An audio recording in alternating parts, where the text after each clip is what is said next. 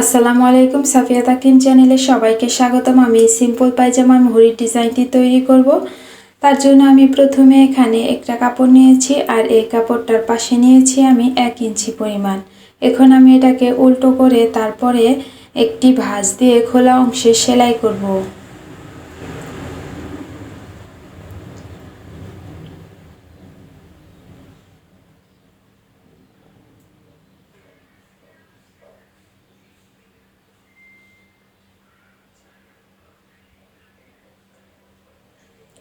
তো সেলাইটা হয়ে গেলে আমি এখানে কাপড়টাকে একটু কোনাচা করে কেটে তারপরে একটি শলার মাধ্যমে আমি এটাকে উল্টিয়ে নিয়ে ফিতা তৈরি করে নেব।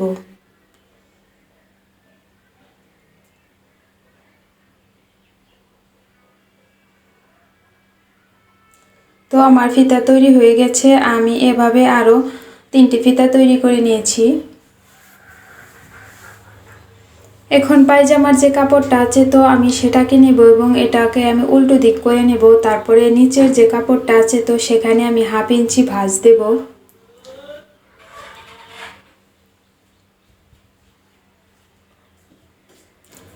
এখন মোহরের যে চিহ্ন আছে সেখানে ধরে আমি বাড়তি কাপড়টাকে এভাবে ভাঁজ দিয়ে নিয়ে তারপরে এখানে ভাঁজ করা কাপড়ের উপর সেলাই করব। এখন আমি পায়জামার কাপড়টাকে সোজা করে নিয়েছি, তো উল্টো দিকটা নিচের দিকে। এখন এটা হচ্ছে আমার সেলাই। এই সেলাই থেকে আমি 3 ইঞ্চি উপরে দাগ দেব। আর এই লম্বালম্বিভাবে আমি এভাবে 3 ইঞ্চি উপরে একটা দাগ দিয়ে নেব।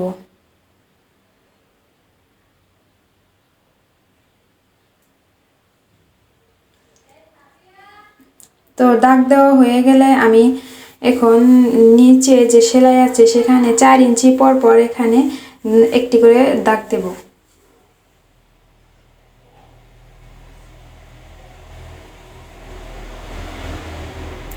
তারপর আমি 2 দাগের মাঝখানে এখানে 4 ইঞ্চির মাঝখানে উপরে 2 ইঞ্চিতে এখানে একটি দাগ দেব। আর এভাবে আমি পুরো লাইনে দাগ দিয়ে নেব। 2টি দাগের মাঝখানে আমি দাগ দিয়ে নেব।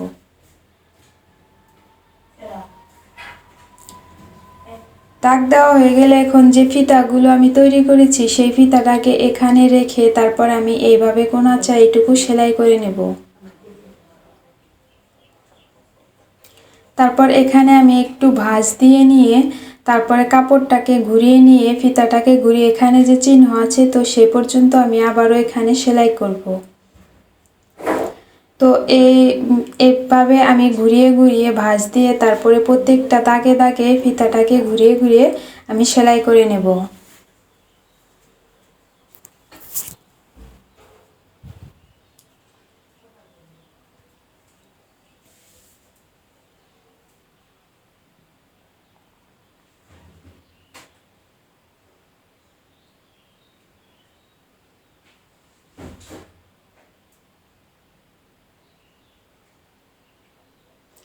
তো একটা ফিতা লাগানো হয়ে গেছে। এখন আমি এই ফিতার নিচের অংশে আমি আরও একটা ফিতা লাগিয়ে নেব। তার জন্য আমি এখানে আর একটা ফিতা নিব এবং ফিতাগুলো কিন্তু আমি অনেক লম্বা লম্বা করে তৈরি করে নিয়েছিলাম।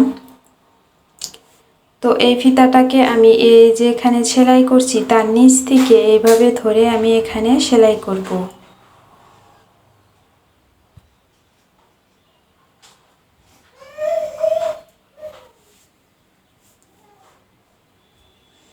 এটাকেও আমি ওই ফিতার নিচে যেভাবে আছে সেইভাবে ঘুরিয়ে ঘুরিয়ে সেলাই করে নেব।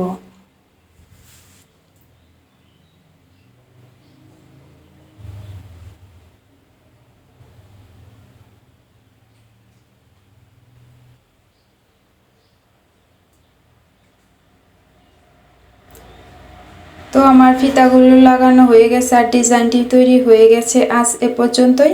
আল্লাহ হাফেজ।